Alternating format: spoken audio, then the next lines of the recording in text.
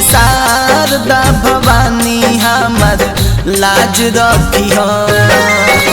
सात लोकवा में कीर्ति, सात लोकवा में कीर्ति हमर आबाद रखी हो। मैया शारदा भवानी हमर लाज रखी हो। मैया शारदा भवानी हमर लाज रखी हो।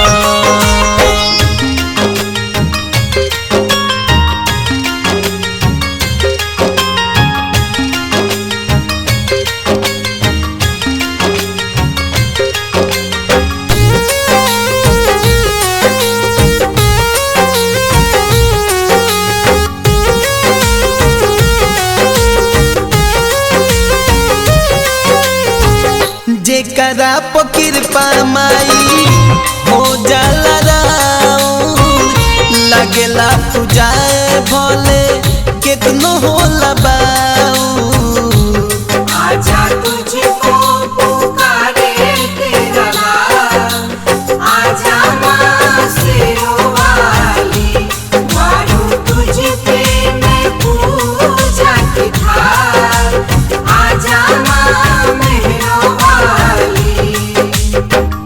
जेकरा पर कृपा माई हो जाला राउर, लगेला पूजाए भोले कितनो होला बाउर। लागेला पूजाए भोले कितनो होला बाउर। माता विंध्याचल वाली, माता विंध्याचल वाली चरनिया के दास रखी हो। हे गौरी नंदन दुलारी हमर आस रखी हो।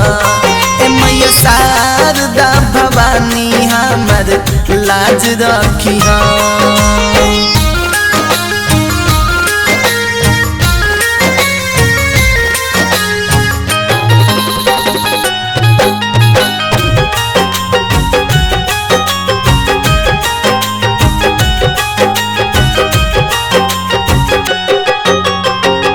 गुरु हो हेमंत शिव जी माई गुण गावे, अनंतो रूपवा माई रामा सुनावे।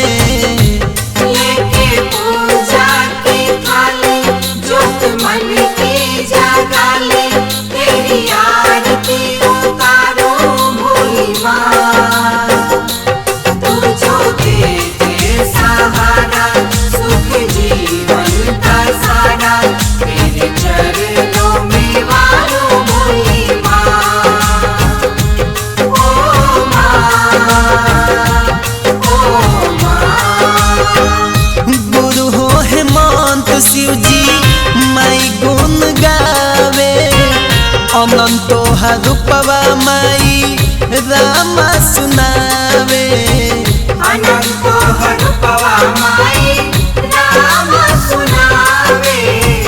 सुर के तलैया में गोता, सुर के तलैया में गोता हमर आगाद रखी हो।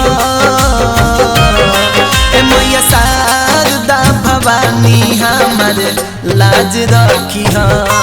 मैया शारदा भवानी हमर लाज रखी